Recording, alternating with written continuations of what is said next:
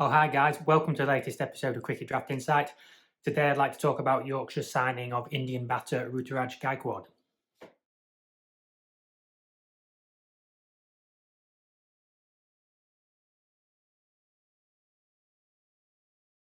Yorkshire's overseas recruitment this year so far has been questionable. In the T20 Blast, Willow-Walk's been a bit expensive, but he did take a wicket or two in the last game.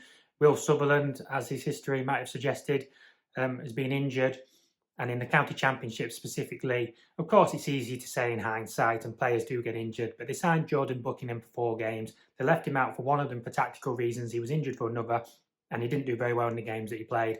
Ben Sears played a game or two, did take some wickets in one, but also got injured and has left. And I would say Yorkshire didn't need to sign those two bowlers in the first place. Yes, there's always a concern maybe about code, although famous last words, he's managed to maintain his fitness for the past couple of years. Of course, Matt Milnes, has been eased coming back into the equation. There's been injuries to Thompson, but with Jack White as well, Hill's bowling. There's a lot of bowling options there, and I think it was obvious that if Yorkshire needed anything, it was probably sort of top middle order batting. David Milan has generally played, although he's missed a game through injury, and as I understand it, he's going to miss some more because he's going to the Cayman Islands Max 60, which is frustrating because he's the T20 captain, and it looks like he's going to miss some games. Bairstow's gone to the IPL. We understand this, but when you've signed up as captain, it is a bit frustrating. Finley Bean and Will Luxton, they might be the big losers here. Bean, he's had a struggle, just made a series of starts, don't think he's got to 50. Went and scored 150 in the second 11, but then back to just making a start in the county championship. Got some T20 runs the other day in the second 11, which is great to see because it's never really been clear what he is in the One Day Cup. There was an important innings for Will Luxton the other day in the T20 Blast. He got 60 odd. Looked really good. Great to see because he's always done well in the second 11. We want to see him do well in the first 11. Gaikwad coming in. Will he open or maybe go in the middle order? If he opens, like I say, in the county championship, that probably costs Bean. And then come the One Day Cup, I'd like to think Luxton stays in there. Of course, Wharton and Luxton are the sort of players who could sort of gate crash the 100. Gaikwad in the one dayers, I anticipate maybe he opens. And that takes me back to Prithvi Shaw when he dominated in the One Day Cup. The One Day Cup, when there are top players there, Gaikwad averages 56 in List A cricket. I think was it 1600, 17.5 centuries. Strike rate is in excess of 100. He's got a double 100 in that form of the game. So in the One Day Cup, when you have these top players, and then a lot of the middle ground sort of disappears, and you're against young emerging players. And as much as we rate these players and we look forward to seeing them doing well and discovering new talent and these players getting an opportunity in the One Day Cup, again, go back a year or two ago, might even have been pretty sure. Was it Somerset conceded 400 a couple of times? You look at Gaikwad and you anticipate he should dominate.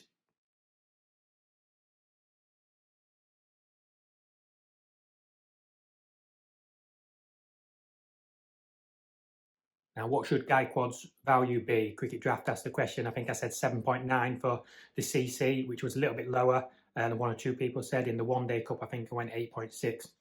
I kind of used the Josh Bohannon barometer, right? So he's 7.7 million, and his average is, admittedly, it's now plummeting. Like he's been around that region for the last few years, and that average has gone down from 47 to about 42 now. Gaikwad averages 41 in first-class cricket. So how does that compare in India to what he's going to face in England, particularly if he's opening? But in the One Day Cup, those stats suggest that he should be, extremely high value. And it'd be interesting because I would have thought it'd be a popular selection, but also a differential to some. So it'd be interesting to see how many teams he ends up in. But yeah, I've got my eye on him, and that'll be extra exciting to have a Yorkshire player involved.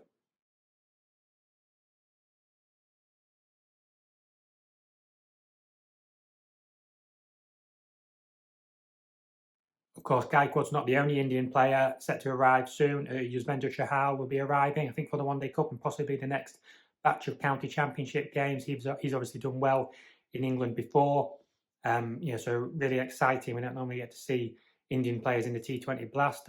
Forgive my ignorance, is it the rule they're not allowed to play in any of the other leagues? Because obviously the IPL like to protect their product. So it's great to see these players in the county championship, in the One Day Cup, see how they can adapt, how they can perform. Obviously, I mentioned before, I think, in my Max Holden video, India could obviously, they could have a second string, a third string international team, and they could be third or fourth in the world rankings, and compete with the other Test nations. A lot of quality there.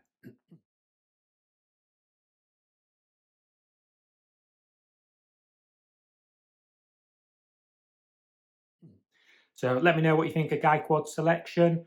Will you be picking him in your cricket draft teams? Thank you very much for watching. How's that?